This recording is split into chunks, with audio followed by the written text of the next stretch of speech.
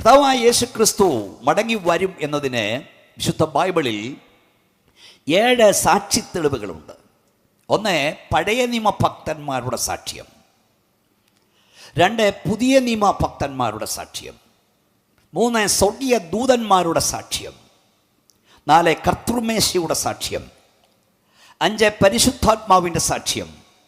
6, സഭയുടെ സാക്ഷ്യം. 7, യേശു ക്രിസ്തുവിൻ്റെ തന്നെ സാക്ഷ്യം. ഒന്ന്, പഴയ നിയമഭക്തന്മാരുടെ സാക്ഷ്യം. പഴയ നിയമഭക്തന്മാരായ ഹനോക്ക്, ബിലയാം, യോബ്, മോശ, യെശയ്യാവ്, ഇരമ്യാവ്, എഗസ്കേൽ, ദാനിയേൽ, ഹഗായി, മലാക്കി. ഇതെല്ലാം എടുത്തു വായിക്കാൻ നേരമില്ല. വളരെ പ്രാധാന്യത്തോടെ കർത്താവിൻ്റെ 1-ാം വരവിനോടൊപ്പം തൻ്റെ 2-ാം വരവിനെക്കുറിച്ച് രേഖപ്പെടുത്തിയിട്ടുണ്ട്. ഒന്നുകൂടെ വ്യക്തമായി പറഞ്ഞാൽ, കർത്താവായ യേശു ക്രിസ്തുവിൻ്റെ 1-ാമത്തെ വരവിനെക്കുറിച്ച് വിശുദ്ധ ബൈബിൾ രേഖപ്പെടുത്തിയിരിക്കുന്ന പ്രവചനങ്ങളുടെ ഇരട്ടിയിലധികം പ്രവചനങ്ങൾ കർത്താവിൻ്റെ 2-ാമത്തെ വരവിനെക്കുറിച്ച് രേഖപ്പെടുത്തിയിട്ടുണ്ട്. വിശുദ്ധ വേദപുസ്തകത്തിൽ 2 ഭാഗം പ്രവചനമാണ്. പ്രവചനം എന്ന് പറഞ്ഞാൽ ഭാവിയിൽ സംഭവിക്കാനുള്ളത്. വേദപുസ്തകത്തിലെ ആകെ പ്രവചനങ്ങളിൽ പകുതി പ്രവചനങ്ങൾ നിവർത്തിച്ചു കഴിഞ്ഞു. നിവർത്തിയായ പ്രവചനങ്ങൾ, ഇനിയുള്ള പ്രവചനങ്ങൾ ഉറപ്പാകും എന്നതിൻ്റെ നടപ്പാകുമെൻ്റെ ഉറപ്പാണ്. സ്തോത്രം പറഞ്ഞില്ല. ദൈവവൈതലെ, കഴിഞ്ഞ നാളുകളിൽ ദൈവം നിന്റെ പ്രാർത്ഥനയ്ക്ക് ഉത്തരമരുളിയെങ്കിൽ വരും ദിനങ്ങളിലും അവൻ നിന്റെ പ്രാർത്ഥനയ്ക്ക് ഉത്തരമല്ലും ഉറപ്പാ. ഒന്നുകൂടെ കയ്യൊന്നടിച്ചോ, ശക്തിയോടെ വാ തുറന്ന് പറ, ഓ ഹോ ഷാറിയ, കഴിഞ്ഞ നാളിൽ എൻ്റെ കണ്ണുനിന്റെ മറുപടി തന്നെങ്കിൽ വരും ദിനങ്ങളിലും പ്രാർത്ഥനയ്ക്ക് ഉത്തരമുണ്ട്. ഒന്നുകൂടെ പറയാം സുഹൃത്തുക്കളെ, പുറത്ത് കേൾക്കുന്നവരെ, കർത്താവായ യേശു ക്രിസ്തുവിൻ്റെ 1-ാമത്തെ വരവിനെ കുറിച്ച് പ്രവചനമുണ്ടായിരുന്നു. ഒന്നുകൂടെ വ്യക്തമായി പറഞ്ഞാൽ, കർത്താവായ യേശു എവിടെ ജനിക്കുമെന്ന് പ്രവചനമുണ്ടായിരുന്നു, എവിടെ വളരുമെന്ന് പ്രവചനമുണ്ടായിരുന്നു, എവിടെ മരിക്കുമെന്ന് പ്രവചനമുണ്ടായിരുന്നു, മരണശേഷവൻ്റെ അവസ്ഥ എന്താകുമെന്ന് പ്രവചനമുണ്ടായിരുന്നു. കർത്താവായ യേശുവിൻ്റെ ജീവിതത്തിൽ ഓരോന്ന് സംഭവിക്കുമ്പോഴും നമ്മുടെ കർത്താവ് പറഞ്ഞു, തിരുവെഴുത്ത് നിവർത്തിയാകുവാൻ ഇങ്ങനെ സംഭവിച്ചു, തിരുവെഴുത്ത് നിവർത്തിയാകുവാൻ ഇങ്ങനെ സംഭവിച്ചു, തിരുവെഴുത്ത് നിവർത്തിയാകുവാൻ ഇങ്ങനെ സംഭവിച്ചു. യേശു കർത്താവിൻ്റെ ജീവിതത്തിൽ സംഭവിച്ചതെല്ലാം തിരുവെഴുത്തിൻ്റെ നിവർത്തിയായിരുന്നെങ്കിൽ എൻ്റെ കർത്താവ് അറിയാതെ, അവൻ അനുവദിക്കാതെ എനിക്കൊന്നും സംഭവിക്കത്തില്ലെന്ന് വിശ്വസിക്കുന്ന ദൈവമക്കൾ ഒരിക്കൽ കൂടെ കൈ ഉയർത്തി സ്തോത്രം പറയാം. അവൻ അറിയാതെ, അവൻ അനുവദിക്കാതെ നിനക്കൊന്നും ഭവിക്കില്ല. സ്തോത്രം. നമ്മുടെ കർത്താവ് ക്രൂശിക്കപ്പെട്ടപ്പോൾ പീലാത്തോസ് പറഞ്ഞു, കാൽമുട്ടൊടിക്കാൻ പറഞ്ഞു ആളുകളെ, ക്രൂശിക്കപ്പെട്ടവരുടെ. എന്തിനാണെന്നറിയാമോ? വേഗത്തിൽ മരിക്കാൻ. എല്ലാവരും പ്രാർത്ഥിച്ചുകൊണ്ടിരിക്കണേ. അപ്പോൾ പടയാളികൾ കാൽമുട്ട് തല്ലി ഓടിക്കാനായി വന്നു. അപ്പുറത്തും കിടന്നവൻ്റെ ഇപ്പുറത്ത് കണ്ട ഓടിച്ചു. യേശുവിൻ്റെ മുട്ട് തല്ലി ഓടിച്ചില്ല, അവൻ മരിച്ചിരുന്നു. അവൻ്റെ അസ്ഥികളൊന്നും ഒടിഞ്ഞു പോകുകയില്ല എന്ന് തിരുവെഴുത്ത് നിവർത്തിയാകുവാൻ സംഭവിച്ചു. ഇവിടെ കർത്താവ് മരിച്ചെന്നറിഞ്ഞപ്പോൾ നിനക്കങ്ങ് പോയാൽ പോരായോ? പോയവൻ തിരിഞ്ഞു വന്ന് എൻ്റെ കർത്താവിൻ്റെ മാർവിൽ കുന്തം കുത്തി ഇറക്കി. അപ്പോൾ രക്തവും, ബാക്കി പറ, അതിൻ്റെ അർത്ഥം ഇനി ഈ ശരീരത്തിൽ നിനക്കായി ഊറ്റാൻ രക്തമില്ല.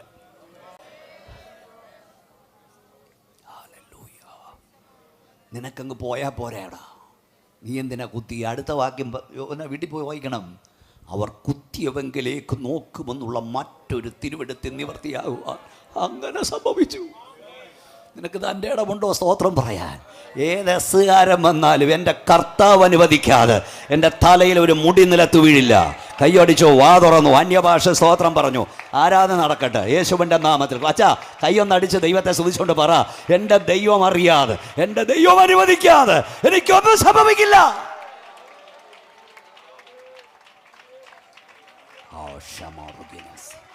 കർത്താവ് ജനിച്ചതുപോലെ ലോകത്തിലാരും ജനിച്ചിട്ടില്ല. ഞങ്ങളുടെ കർത്താവ് ജീവിച്ചതുപോലെ ലോകത്തിലാരും ജീവിച്ചിട്ടില്ല. ഞങ്ങളുടെ കർത്താവ് മരിച്ചതുപോലെ ലോകത്തിലാരും മരിച്ചിട്ടില്ല. ഞങ്ങളുടെ കർത്താവ് ഉയർത്തെഴുന്നേറ്റതുപോലെ ലോകത്തിലാരും ഉയർത്തെഴുന്നേറ്റിട്ടില്ല. ഞങ്ങളുടെ കർത്താവ് മടങ്ങി വരാൻ പോകുന്ന പോലെ ലോകത്തിലാരും മടങ്ങി വരാൻ പോകുന്നുമില്ല. അവനെക്കുറിച്ച് പ്രവചനമുണ്ടായിരുന്നു. Old testament. ഒന്ന്, പഴയ നിയമഭക്തന്മാരുടെ സാക്ഷ്യം. 2, പുതിയ നിയമഭക്തന്മാരുടെ സാക്ഷ്യം. വിശുദ്ധ ബൈബിളിൽ സുവിശേഷ എഴുത്തുകാർ 4, മത്തായി, മർക്കോസ്, ലൂക്കോസ്, യോഹന്നാൻ 4 പേരും കർത്താവിൻ്റെ മടങ്ങിവരവിനെ കുറിച്ച് രേഖപ്പെടുത്തിയിട്ടുണ്ട്. 5 പേർ ചേർന്നാണ് 21 ലേഖനങ്ങൾ പുതിയ നിയമത്തിൽ എഴുതിയിരിക്കുന്നത്. ഈ 5 പേരും കർത്താവിൻ്റെ വരവിനെ കുറിച്ച് രേഖപ്പെടുത്തിയിട്ടുണ്ട്. ഞാൻ പറഞ്ഞ വേദപുസ്തകത്തിലെ പുതിയ നിയമത്തിലെ ഏക പ്രവചന ഗ്രന്ഥമായ വെളിപ്പാട് പുസ്തകം മുഴുവൻ കർത്താവിൻ്റെ വരവും അനന്തര സംഭവങ്ങളുമാണ്. അപ്പോൾ 1 പഴയ നിയമഭക്തന്മാരുടെ സാക്ഷ്യം, 2 പുതിയ നിയമഭക്തന്മാരുടെ സാക്ഷ്യം, 3 സ്വർഗ്ഗദൂതന്മാരുടെ സാക്ഷ്യം. അപ്പോസ്തല പ്രവൃത്തി 1:10 നമ്മൾ വായിക്കുന്നു, ഗലീല പുരുഷന്മാരെ, നിങ്ങൾ ആകാശത്തിലേക്ക് നോക്കി നിൽക്കുന്ന എന്ത്? ബാക്കി പറ. നിങ്ങളെ വിട്ട് സ്വർഗാരോഹണം ചെയ്ത യേശുവിനെ പോകുന്നവനായി നിങ്ങൾ കണ്ടതുപോലെ തന്നെ അവൻ മടങ്ങി വരും. വിശ്വസിക്കുന്നവർ കൈ ഉയർത്തിയൊരു സ്തോത്രം പറ. അവൻ മടങ്ങി വരും. 4 കർത്തൃമേശയുടെ സാക്ഷ്യം. 1 കൊരിന്ത്യർ ലേഖനം 11:26, ഞാൻ വരുവോളവും പറ വിശ്വാസികളെ. ഓരോ ആഴ്ച കർത്തൃമേശ അനുഭവിക്കുമ്പോഴും പുറകോട്ട് തിരിഞ്ഞ് കർത്താവിൻ്റെ കാൽവറി ബലിയെ, അവൻ്റെ കഷ്ടാനുഭവങ്ങളെ പ്രസ്താവിക്കുമ്പോഴും അവൻ ഇതുവരെ വന്നിട്ടില്ല, അവൻ വരും എന്ന് തിരുമേശ വിളിച്ച് പറയും. സ്തോത്രം. 5 പരിശുദ്ധാത്മാവിൻ്റെ സാക്ഷ്യം. അതെന്താണ് പരിശുദ്ധാത്മാവിൻ്റെ സാക്ഷ്യം? 2 തെസ്സലോനിക്കർ 2:7, തടുക്കുന്നവൻ വഴിയിൽ നിന്ന് നീങ്ങിപ്പോകണം, അപ്പോൾ അധർമ്മൂർത്തി പ്രത്യക്ഷപ്പെടും. സഭയെ പരിശുദ്ധാത്മ ഒരുക്കിക്കൊണ്ടിരിക്കുകയാണ്. അലയാസറിന് പിതാവാം അബ്രഹാം തൻ്റെ മകനായ ഇസഹാക്കിന് വേണ്ടി ഒരു കാന്തയെ ഒരുക്കാൻ വിട്ടതുപോലെ ഒരുക്കം തീരുമ്പം അലയാസർ വേഗം കൊണ്ടങ്ങ് പോകും. പരിശുദ്ധാത്മാവിൻ്റെ സാന്നിധ്യം ഇവിടെ ഉണ്ടിപ്പം. ഞാൻ കൂടെ പറയാറുണ്ട്, ഇവിടെ പാപം പെരുകാഞ്ഞിട്ടല്ല, ദുഷ്ടത പെരുകാഞ്ഞിട്ടല്ല, വഷളത്വം പെരുകാഞ്ഞിട്ടല്ല ന്യായവിധി വരാത്തത്. പാപം പെരുകിക്കഴിഞ്ഞു, ദുഷ്ടത പെരുകിക്കഴിഞ്ഞു, വഷളത്വം പെരുകിക്കഴിഞ്ഞു. എന്നാൽ വിശുദ്ധ ബൈബിൾ ദൈവത്തെ കൊണ്ട് കഴിയാത്ത, നെഗറ്റീവായിട്ടല്ല പോസിറ്റീവായി, ദൈവം ഒരിക്കലും ചെയ്യാത്ത 10 കാര്യങ്ങൾ പറയുന്നുണ്ട്. അതിലൊരു കാര്യം, ദുഷ്ടനോടുകൂടെ നീതിമാനെ നശിപ്പിക്കുവാൻ ദൈവത്തിന് കഴിയില്ല. സുഹൃത്തെ, പാപം എത്ര പെരുകിയാലും ലോത്ത് സോദോം വിടാതെ ദൈവം ന്യായവിധി അയക്കില്ല. നോഹ പെട്ടകത്തിൽ കടക്കാതെ ന്യായവിധിയുടെ വെള്ളം ഇറങ്ങില്ല. ഈ നാട്ടുകാരോട് ഇന്ന് രാത്രി ഞങ്ങൾ വിളിച്ചു പറയാം, ഇവിടെങ്ങും ദുഷ്ടത പെരുകാഞ്ഞിട്ടല്ല, വഷളത്വം പെരുകാഞ്ഞിട്ടല്ല, അകൃത്യം അത്തിച്ചകോടിയിലെത്തി, പാപം അതിൻ്റെ അത്തിച്ചകോടിയിലെത്തി, ദുഷ്ടത പെരുകിക്കഴിഞ്ഞു. വർണ്ണനാതീതമായ അകൃത്യം കൊണ്ട് മനുഷ്യൻ പാപത്തിൽ പൊളയ്ക്കുക. എന്നാൽ ഇന്ന് രാത്രി ഞങ്ങൾ പറയാം, ന്യായവിധി വരാത്തതിൻ്റെ കാരണം സ്തോത്രം പറയുന്ന, ഹല്ലേലൂയ പറയുന്ന, പ്രാർത്ഥിക്കുന്ന, ആരാധിക്കുന്ന ദൈവമക്കൾ ഇവിടെ ഉള്ളത് കൊണ്ടാണ്. കൈയടിച്ച് ദൈവത്തെ സ്തുതിച്ചുകൊണ്ട് പറ, സ്തോത്രം പറയുന്നതിന്റെ വില, ഹല്ലേലൂയ പറയുന്നതിന്റെ വില, ആരാധിക്കുന്നവന്റെ വില നിനക്ക് അറിഞ്ഞുകൂടാ, എന്നാൽ അറിയുന്ന ദിവസം അടുത്തു വരിക.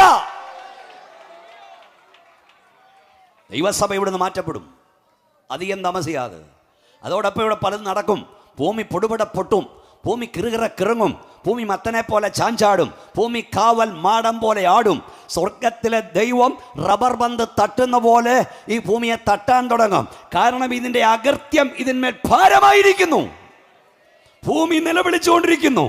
എന്നാൽ ന്യായവിധി താമസിക്കപ്പെടാൻ കാരണം ദൈവത്തിൻ്റെ സഭ ഇവിടെ ഉള്ളത് കൊണ്ടാണ്. മുള്ളുകടലിലെ താമരകൾ മാറ്റപ്പെട്ടാൽ മുള്ളുകളെ കൊണ്ടിവിടെ നിറയും. ചെന്നായ്ക്കിടയിലെ കുഞ്ഞാടുകൾ മാറ്റപ്പെട്ടാൽ ചെന്നായ്ക്കളെ കൊണ്ടിവിടെ നിറയും. ഇരുണ്ട സ്ഥലത്ത് ജ്യോതിർഗോളങ്ങളെപ്പോലെ പ്രകാശിക്കുന്ന ദൈവസഭ മാറ്റപ്പെട്ടാൽ അന്ധകാരം കൊണ്ട് ഭൂമി നിറയപ്പെടും. ഈ ഭൂമി ഇങ്ങനെ ചലിക്കാൻ കാരണം യേശുവിൻ്റെ രക്തത്താൽ വിലയ്ക്ക് വാങ്ങപ്പെട്ട ദൈവസഭ ഇവിടെ ഉള്ളത് കൊണ്ടാണ്. വിശ്വസിക്കുന്നവരാ കൈയൊന്ന് ഉയർത്തിയാട്ടി സ്തോത്രം പറഞ്ഞു. സ്തോത്രം. അപ്പം എന്തൊക്കെ ഞാൻ പറഞ്ഞു? 1 ചോദിക്കും, പഴയ നിയമ ഭക്തന്മാരുടെ സാക്ഷ്യം. 2 പുതിയ നിയമ ഭക്തന്മാരുടെ സാക്ഷ്യം. 3 സ്വർഗ്ഗദൂതന്മാരുടെ സാക്ഷ്യം. 4 കർത്തൃമേശയുടെ സാക്ഷ്യം. 5 പരിശുദ്ധാത്മാവിൻ്റെ സാക്ഷ്യം. അപ്പോൾ ഉള്ളിൽ കയറണം. ചുമ്മാ കൈയടിച്ചിട്ട് വായും പുറത്തിരുന്നിട്ട് പോയൊക്കത്തില്ല, ഇത് കയറണം ഉള്ളിലോട്ട്. അടുത്തത് സഭയുടെ സാക്ഷ്യം. എന്താണ് സഭയുടെ സാക്ഷ്യം? 1 കൊരിന്ത്യർ ലേഖനം 16-ാം അധ്യായം 22-ാം വാക്യം വായിക്കാം പാസ്റ്റർ. കർത്താവിനെ സ്നേഹിക്കാത്തവനേവനും ശപിക്കപ്പെട്ടവൻ, നമ്മുടെ കർത്താവ് വരുന്നു. ഒന്നുകൂടെ വായിച്ചു. കർത്താവിനെ സ്നേഹിക്കാത്തവനേവനും ശപിക്കപ്പെട്ടവൻ, നമ്മുടെ കർത്താവ് വരുന്നു. സഭയുടെ വന്ദനം, കർത്താവിൻ്റെ വരവ്. ഞാൻ പറയുന്ന സഭയുടെ സാക്ഷ്യമാണ്. സഭയുടെ സല്യൂട്ടേഷൻ അഥവാ വന്ദനം കർത്താവിൻ്റെ വരവിനെ കുറിച്ചായിരുന്നു. നമ്മൾ വായിച്ചത് കൊരിന്ത്യർ ലേഖനത്തിൻ്റെ അവസാന വാക്യമാണ്. 1 കൊരിന്ത്യർ ലേഖനം 16-22 അതിൻ്റെ കൺക്ലൂഷൻ വാചകമാണ്. പൗലോസ് കൊരിന്ത്യർക്ക് എഴുതിയ ലേഖനത്തിൻ്റെ കൺക്ലൂഷൻ. പക്ഷേ പിൽക്കാലങ്ങളിൽ ഈ കൺക്ലൂഷൻ സല്യൂട്ടേഷനായി മാറി, വന്ദനസ്വരമായി മാറി. അതായത് എല്ലാ രാജ്യത്തിനും അവരുടേതായ സല്യൂട്ടേഷൻസ് ഉണ്ട്, വന്ദനങ്ങളുണ്ട്. നമ്മൾ ഭാരതീയരുടെ വന്ദനം എന്നാ? ഒന്ന് പറയുന്നേ വല്ലോ. നമസ്തേ, നമസ്കാരം. ഇംഗ്ലീഷുകാരോ good morning, good evening, good night. ഗൾഫിൽ നിന്നൊക്കെ വന്നവരിപ്പുണ്ടല്ലോ, ഗൾഫിൽ എന്താ പറയുന്നേ? എല്ലോ ഒന്ന് പറയുന്നേ. സലൈവലൈക്കും, വലൈക്കുസ്ലാം അല്ലേ, വലൈക്കുസ്സലാം അല്ലേ. അങ്ങനെ അങ്ങനെ അങ്ങനെ അങ്ങനെ അത് തന്നെ. അപ്പം അറിയാം. ഇസ്രായേലിൽ ഷാലോം എന്ന് പറയും, സമാധാനം. അപ്പം നമ്മൾ പെന്തക്കോസുകാർ, എന്നോട് ഇപ്പോഴും പലരും ചോദിക്കുന്നൊരു ചോദ്യമാണ്, നിങ്ങൾ പെന്തക്കോസുകാർ തമ്മിൽ കാണുമ്പോൾ എന്തിനാ ഈ സ്തോത്രം പറയുന്നത്? എന്തിനാ സ്തോത്രം പറയുന്നത് അറിയാവോ? നമ്മൾ തമ്മിൽ സ്തോത്രം പറയല്ല സുഹൃത്തേ. എന്തിനാ സ്തോത്രം പറയുന്നത് അറിയാമോ? ഒരു സെക്കൻഡിൽ 6 പേർ വീതം, ഒരു മിനിറ്റിൽ 360 പേർ വീതം, ഒരു മണിക്കൂറിൽ 21,400 പേർ വീതം, ഒരു ദിവസം 5,18,000-ത്തിലധികം പേർ വീതം ഈ ലോകത്തോട് യാത്ര പറയാണ്. എൻ്റെ വാച്ചിൽ കൃത്യം 8 മണിയായി. നിങ്ങൾ വാച്ചേ നോക്കല്ലേ, നിങ്ങളുടെ സമയം വേറെ ആയിരിക്കും. കഴിഞ്ഞ രാത്രിയും കൂടെ വന്ന് മടങ്ങി വീട്ടിൽ പോയി. വീണ്ടും ഈ യോഗത്തിന് വന്ന നേരം കൊണ്ട് 5 ലക്ഷം ആളുകൾ പോയി. അതൊരാൾ നീയും ഞാനും ആകാഞ്ഞത് നിൻ്റെ എൻ്റെ മിടുക്കല്ല, തമ്പുരാൻ്റെ കരുണയാണ്. ഇന്നത്തെ പത്രം നിവർത്തി നോക്കിയില്ലേ? 18കാരി, 16കാരി, 32കാരി, 42കാരൻ, 50കാരൻ, 38കാരി, 52കാരി, 4 മാസക്കാരനൊക്കെ പോയി. അത് നീയാകാഞ്ഞത്, നിൻ്റെ അപ്പനാകാഞ്ഞത്, നിൻ്റെ അമ്മയാകാഞ്ഞത്, ഭാര്യയാകാഞ്ഞ, കുഞ്ഞാകാഞ്ഞത് നിൻ്റെ മിടുക്കുകൊണ്ടല്ല, തമ്പുരാൻ്റെ കരുണയാണ്.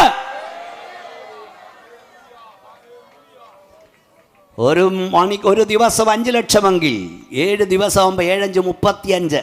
ഒരാരാധന കഴിഞ്ഞ് മടങ്ങി വീട്ടിൽ പോയി അടുത്ത ആരാധനയ്ക്ക് വരുന്ന നേരം കൊണ്ട് 35 ലക്ഷം ആൾ ഇവിടുന്ന് പോയി കഴിയും. ആർക്കും തടയാൻ കഴിയില്ല. അപ്പോൾ നീ സ്തോത്രം അങ്ങോട്ടും ഇങ്ങോട്ടും കൊടുക്കുകയല്ല. നമ്മൾ ഇനിയെങ്കിലും മനസ്സിലാക്കി സ്തോത്രം പറഞ്ഞോണം. ഒരു സഹോദരനെ കാണുമ്പോൾ സ്തോത്രത്തിൻ്റെ അർത്ഥം, സഹോദര സഹോദരി, നാം തമ്മിൽ കണ്ടുപിരിഞ്ഞ ശേഷം എത്രയോ പേർ ലോകത്തോട് യാത്ര പറഞ്ഞു. വീണ്ടും കാണാൻ കൃപ തന്ന ദൈവത്തിന് സ്തോത്രം. കയ്യൊന്നുയർത്തി വായം തുറന്ന് സ്തോത്രം പറ. 10 വർഷം ശേഷം കാണാൻ കഴിഞ്ഞെങ്കിൽ, 5 വർഷം ശേഷം കാണാൻ കഴിഞ്ഞെങ്കിൽ, അല്ല കഴിഞ്ഞ ആഴ്ച കണ്ടിട്ട് ഇന്ന് വീട്ടിൽ കാണാൻ കഴിഞ്ഞെങ്കിൽ, കർത്താവിന് മഹത്വം വന്ന നിന്റെ സഹോദരനെ കണ്ടതിൽ സന്തോഷമുണ്ടെങ്കിൽ, നിന്റെ സഹോദരിയെ കണ്ടതിൽ സന്തോഷമുണ്ടെങ്കിൽ, ഒരിക്കൽ കൂടെ കൈകൾ അടിച്ച് ദൈവത്തെ ഒന്ന് മഹത്വപ്പെടുത്ത സഹോദര. കര ഉയർത്താൻ കഴിഞ്ഞാൽ കൃപയാ. ഉയർത്തിയ കരം താഴ്ത്താൻ കഴിഞ്ഞാൽ കൃപയാ. കൈയൊന്ന് അടിക്കാൻ കഴിഞ്ഞാൽ കൃപയാ. വായം തുറക്കാൻ കഴിഞ്ഞാൽ കൃപയാ. തുറന്ന വാ അടയ്ക്കാൻ കഴിഞ്ഞാൽ കൃപയാ. ഒന്നുകൂടെ കൈ അടിച്ച് ശക്തിയോടെ സ്തോത്രം പറയൂ. കൃപ, കൃപ, കൃപ, കൃപ. ഇപ്പം ഈ സോഷ്യൽ മീഡിയ ഒന്നും തുറക്കാൻ വയ്യ. ബർത്ത്ഡേ ആണോ വിവാഹ വാർഷികമാണോ ഒന്നും അറിയില്ല. 30 വയസ്സും 32കാരനും 48കാരനും 50-55 താഴെ അങ്ങ് പോവാ.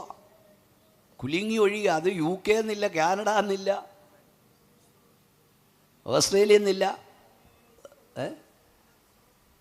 ഒരു അമ്മയെ കാണാൻ ചിക്കാഗോയിൽ നിന്ന് കൊച്ചി എയർപോർട്ടിലെത്തി ഇറങ്ങിയെന്ന് പറഞ്ഞിട്ട് ഡ്യൂട്ടി ഫ്രീ ഷോപ്പിൽ കയറി അവിടെ കടഞ്ഞു വീണു മരിച്ചു. ഒന്ന് കണ്ടുകൊണ്ട് അഹങ്കരിക്കരുത്. ആകുന്ന കൃപയാലാ. ഞാൻ കൂടെ പറയും, നീ വാരി വിഴുങ്ങുന്ന ഗുളികയുടെ ശക്തിയോ, നിന്നെ നോക്കുന്ന ഡോക്ടറുടെ നൽപ്പോ, ഹോസ്പിറ്റലിൻ്റെ വലിപ്പമോ കണ്ടല്ല ഇവിടുന്ന് സ്തോത്രം പറയുന്നത്. നിന്നെക്കുറിച്ചുള്ള ദൈവത്തിൻ്റെ പദ്ധതിയിലാത്തട. അങ്ങേ അറ്റം മുതൽ ഇങ്ങേ അറ്റം വരെ ഒന്നുകൂടെ ഒന്ന് കൈയടിച്ചേ. കുച്ചേ സഹോദര, കൈയൊന്ന് അടിച്ചോ. അടിക്കാൻ കൃപയുള്ളപ്പോൾ അടിച്ചോണം. സ്തോത്രം പറയാൻ വാ തുറന്ന് ദൈവത്തെ സ്തുതിച്ചോണം. ഹല്ലേലൂയ. അടുത്ത നിമിഷം നമുക്കറിയില്ല.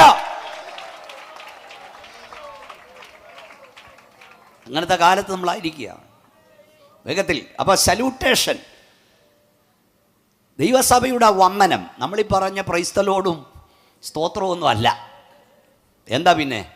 മാറാനാഥ, അനാഥമാ.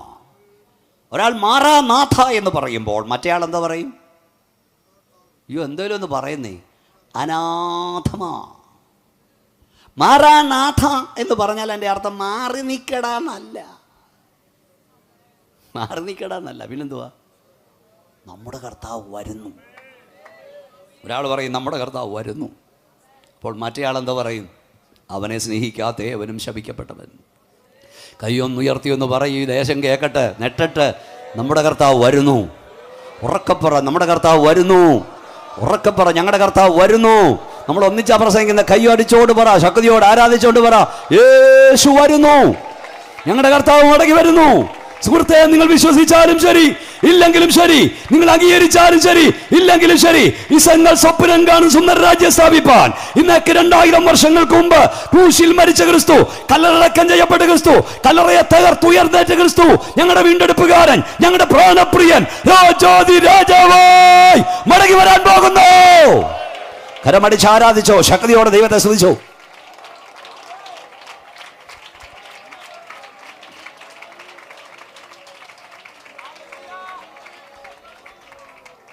ഒന്ന്, സഭയുടെ വന്ദനം, സല്യൂട്ടേഷൻ മറക്കരുത്.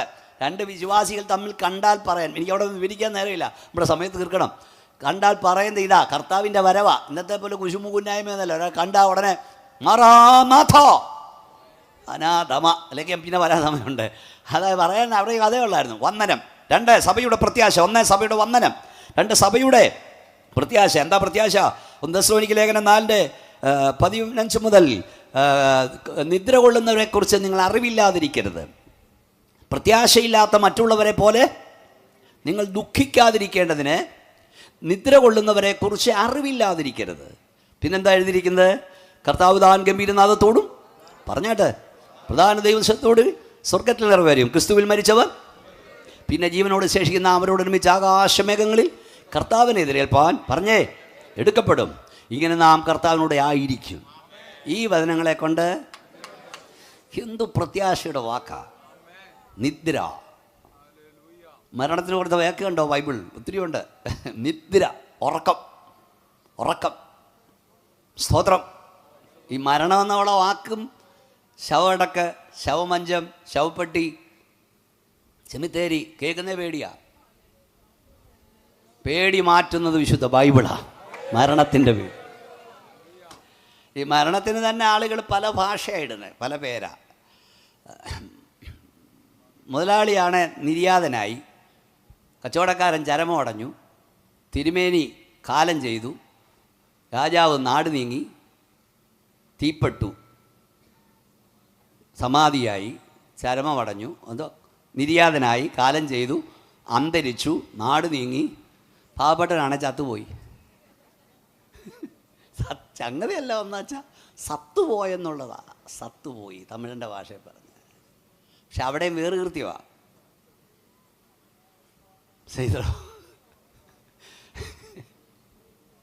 പക്ഷെ വേദവസം നൽകുന്ന എന്ത് മനോഹര!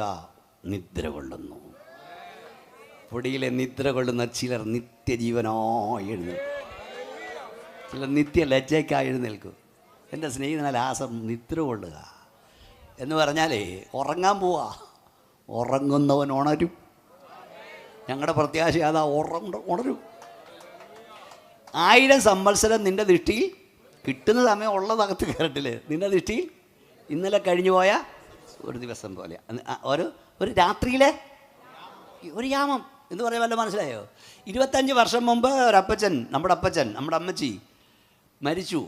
പ്രത്യാശയോട് നമ്മൾ കൊണ്ട് അടക്കി. കാഹളം ധ്വനിക്കുമ്പോൾ എഴുന്നേറ്റ് വരുന്നത് 25 വർഷത്തെ ക്ഷീണത്തോടല്ല, ഇന്നലെ ഉറങ്ങാൻ പോയിട്ട് എഴുന്നേറ്റ് വരുന്നോല. ഓ, പ്രത്യാശയോടെ കയ്യെന്നാട്ടി സ്വതന്ത്രം പറഞ്ഞേ.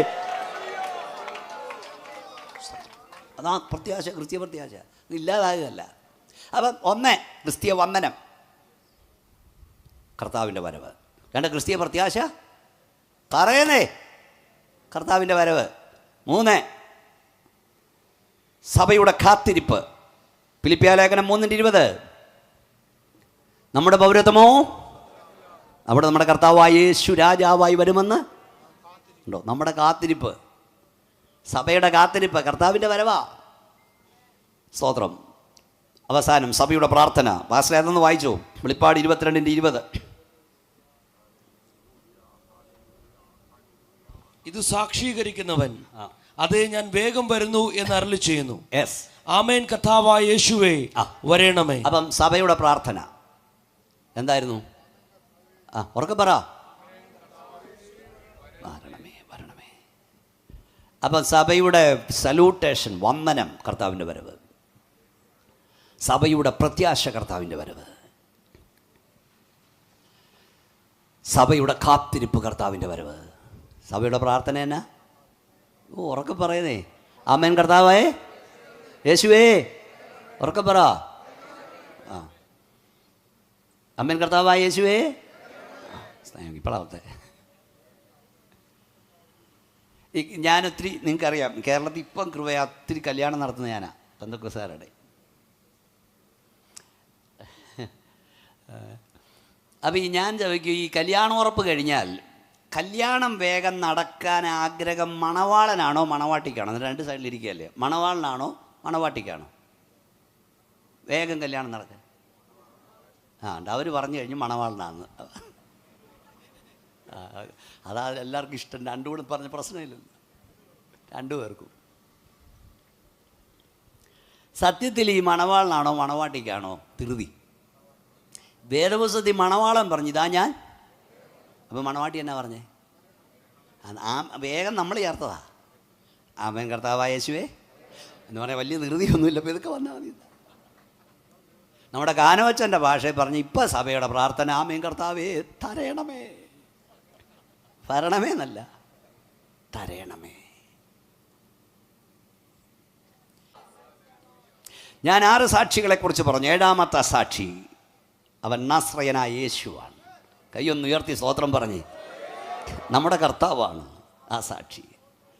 എന്താ കർത്താവ് പറഞ്ഞത്? യോഹന്നാന്റെ സുവിശേഷം 14:1 ഞാൻ നിങ്ങൾക്ക് പറഞ്ഞോ, നിങ്ങൾ സ്ഥലമൊരുക്കാൻ പോകുന്നു. സ്ഥലമൊരുക്കി കഴിഞ്ഞാൽ പിന്നെയും വന്ന് നിങ്ങളെ എൻ്റെ അടുക്കൽ ചേർത്തുകൊള്ളും. യോഹന്നാൻ 14:18 ഞാൻ നിങ്ങളെ അനാഥരായി വിടില്ല, ഞാൻ പിന്നെയും നിങ്ങളുടെ അടുക്കൽ വരും. എത്ര വാക്കുകളാ! യോഹന്നാൻ 14:19 കുറഞ്ഞൊന്ന് കഴിഞ്ഞിട്ട് ലോകം എന്നെ കാണുകയില്ല, നിങ്ങളോ എന്നെ കാണും. ഞാൻ ജീവിക്കുന്നുകൊണ്ട് നിങ്ങൾ ജീവിക്കും. യോഹന്നാൻ 14:28 ഞാൻ പോകുകയും നിങ്ങളുടെ അടുക്കൽ മടങ്ങി വരികയും ചെയ്യും. ഇന്ന് രാത്രി ഞങ്ങൾ നാട്ടുകാരോട് പറയാം, ഒരുത്തൻ്റെയും സാക്ഷ്യം ഞങ്ങൾക്ക് ആവശ്യമില്ല. I will come again. ഈ മൂന്ന് വാക്ക് മതി അവനെ കാത്തിരിപ്പാൻ. കാരണം ഞങ്ങളുടെ കർത്താവ് വോഷ്കു പറയുന്നവനല്ല, വ്യാജം പറയുന്നവനല്ല. അവൻ പറഞ്ഞാൽ അത് പറഞ്ഞ പോലെ ചെയ്യും. ഒന്ന് കൈയടിച്ച് ദൈവത്തെ സൂചിച്ചുകൊണ്ട് പറ, അവൻ വാക്കുമാറുന്നവനല്ലെന്ന് പറ. അന്യഭാഷ ദൈവത്തെ സൂചിച്ചുകൊണ്ട് പറ, അവൻ കൈവിടുന്നവനല്ല, അവൻ കൈയൊഴിയുന്നവനല്ല. ഈ 3 വാക്ക് മതി അവനെ കാത്തിരിപ്പാൻ. വേറെ ആരുടെയും സാക്ഷ്യത്തിലും ഞങ്ങൾക്ക് ആവശ്യമില്ല. സ്തോത്രം. നമ്മുടെ കർത്താവിനെ വിസ്തരിക്കുമ്പോൾ അതോടെ പറഞ്ഞ ഭാഗം വിട ഞാൻ അനവധി ചോദ്യങ്ങൾ കർത്താവിനോട് ചോദിച്ചു, നിരവധി ചോദ്യങ്ങൾ ചോദിച്ചു. പക്ഷെ യേശു ഒന്നിനും ഉത്തരം പറഞ്ഞില്ല. യേശു നിശബ്ദനായിരുന്നു. 2 ചോദ്യത്തിനെ കർത്താവ് മറുപടി പറഞ്ഞുള്ളൂ.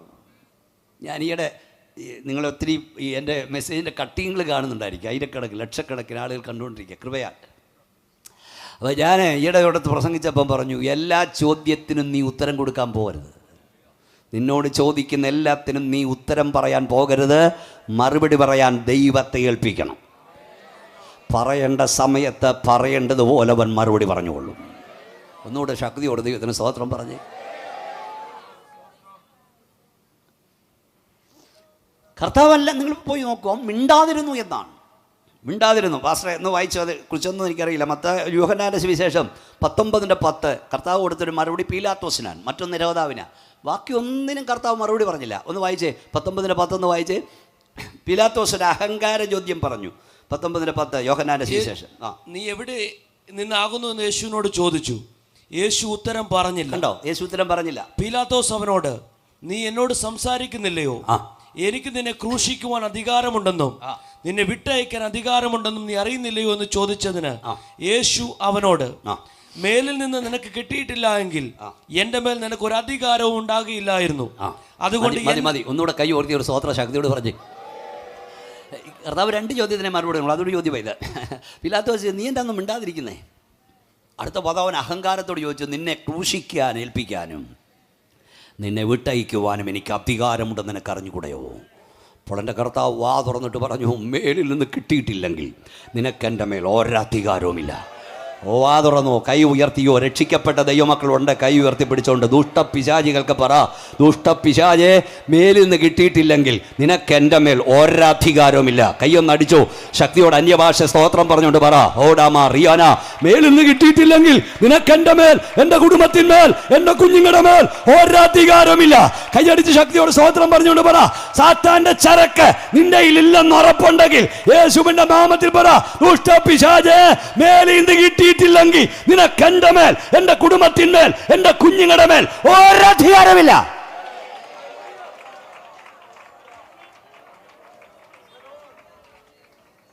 ഒരധികാരമില്ല. രണ്ടാമത് കർത്താവ് കൊടുത്ത ഉത്തരം സുവിശേഷം 26:63, നീ ക്രിസ്തുവോ തന്നെയോ പറക. ഉടനെ കർത്താവ് വാ തുറന്നു. അവനും പറഞ്ഞു, നീ എന്നാ ഒന്നും മിണ്ടാതിരിക്കുന്നേ? അതേ, ഞാൻ ആകുന്നു. മനുഷ്യപുത്രൻ പിതാവിൻ്റെ വലതുഭാഗത്തിരിക്കുന്നതും ആകാശമേഘങ്ങളെ വാഹനമാക്കി വരുന്നതും നിങ്ങൾ കാണും. ഇന്ന് രാത്രി ഞങ്ങളൊന്നുകൂടെ പറയാം, ലോകത്തിൽ ആരെല്ലാം അവിശ്വസിച്ചാലും ഞങ്ങൾ വിശ്വസിക്കുന്നു, ഞങ്ങളുടെ കർത്താവ് ഭോഷ്ക്ക് പറയില്ല. അവൻ മടങ്ങി വരും. കൈ ഉയർത്തി പറ, അവൻ മടങ്ങി വരും. ഇന്ന് രാത്രി ആയിരക്കണക്കിന് വേദിയിൽ വിളിച്ചു പറഞ്ഞ് ഇന്ന് രാത്രി ഞങ്ങൾ പറയാം, ലോകത്തിൽ ഒരു നേതാവും പറയാത്തത് പറഞ്ഞിട്ട് പോയത് ഞങ്ങളുടെ വാഴ്ത്തപ്പെട്ട കർത്താവാ. ഹിറ്റ്ലർ പറഞ്ഞില്ല മടങ്ങി വരാമെന്ന്, മുസോളനി പറഞ്ഞില്ല, കാറൽ മാർക്സ് പറഞ്ഞില്ല, ലെനിൻ പറഞ്ഞില്ല, എംഗൽസ് പറഞ്ഞില്ല, സഞ്ജയ്ജി പറഞ്ഞില്ല, നെഹ്റുജി പറഞ്ഞില്ല, ഇന്ദിരാജി പറഞ്ഞില്ല, മഹാത്മാഗാന്ധി പറഞ്ഞില്ല, മുഹമ്മദ് നബി പറഞ്ഞില്ല മടങ്ങി വരാമെന്ന്. ഞാൻ മടങ്ങി വരാമെന്ന് പറഞ്ഞു പോയ ഒറ്റ നേതാവുണ്ടെങ്കിൽ അത് യേശു മാത്രമെന്ന് പറയാൻ തൻ്റെ ഇടമുള്ള ദൈവമക്കൾ ഒരിക്കൽ കൂടെ കൈ ഉയർത്തിയ ശക്തിയോടെ സ്തോത്രം പറയാം. അവൻ മടങ്ങി വരും. അവൻ മടങ്ങി വരും.